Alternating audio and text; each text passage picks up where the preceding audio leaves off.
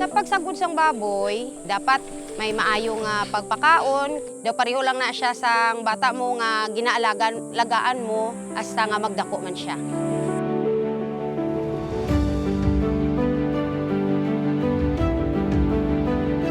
Gali si Ivonne Carisma Manias, isa ka simpleng asawa kag sa balay lang naga-obra.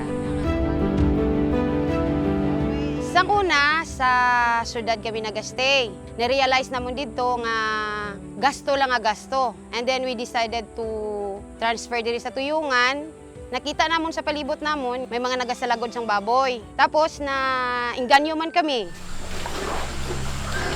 Sa Subong, may ara na kami 8 kainangan. Tapos may ara kami patining mga 40 na kabilog.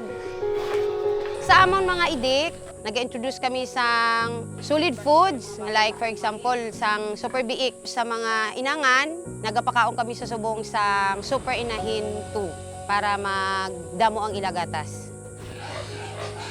May ara kami Subong sa mga idik. Mga 1 month na siya nga nabulag sa iya nanay. Nagapakaon naman kami subong sa starter, iya magyapon sang bimig. Sang una, sang iban pa nga produkto ang ginagamit namon, do hindi mo pagid makita ang progress sa starter stage. Pero pag gamit namon sang super premium starter sang bimig, dito mo na makita nga bisan sa starter pa lang, may porma na ang lawas sang idik. Nga na-notice na akon nga mabakod sila kag hindi sila masakiton.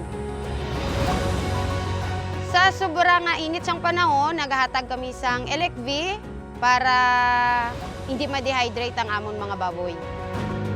Nagagamit ako sa multivitamins kung ang akon nga baboy wala sang gana.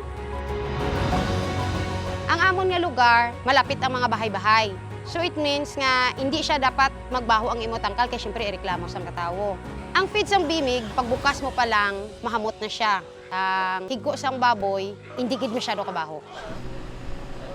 Ako isa sa mga inspirasyon ko ang akon kabataan kag ang akon nga bana. Kay gusto ko ang akon kabataan someday may ara sila maayong buwas damlag. Nga sa Subong pa lang dapat preparahan na.